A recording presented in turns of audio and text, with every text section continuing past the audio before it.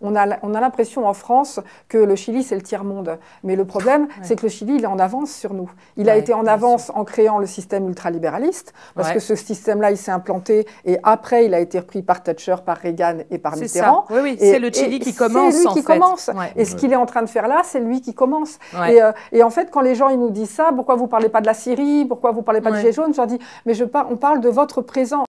Moi, les Chiliens, je leur dis, mais parce qu'ils se prennent pour des perdants, je dis, vous n'êtes pas des perdants, parce qu'en fait, ils sont face à des tricheurs et à des traîtres. Dans une partie de cartes, s'il y en a un qui triche, on ne dit pas qu'il a gagné. On dit qu'il a triché. Hein. Et ça, l'AND, il le dit dès le départ.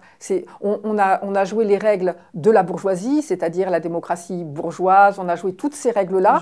Et comme on a réussi à gagner, ben, du coup, ils trichent. Voilà, donc c'est quand même les tricheurs qui ont gagné, et c'est quelque chose de... Voilà, mais on a encore quand même beaucoup de gens qui disent « Ah oui, non, mais bien sûr, les États-Unis, mais c'est parce qu'il était un mauvais économiste. Voilà. Et ça, quand on voit les documents, qu'on voit comment ils ont boycotté l'économie, comment ils ont saboté. Laisser des milliards pour boycotter. Alors là, quand les gens vous disent ça après, mais oui, non, mais il était gentil, Allende, mais c'était un très, très mauvais économiste. Oui, là, au moins, vous documentez. C'est vrai que c'est chiffré. On sait combien de millions de dollars ont été versés à l'opposition, au patronat. Vous chiffrez, vous documentez, vous datez, donc ça permet effectivement de rendre justice en fait, à la réalité de la présidence Allende.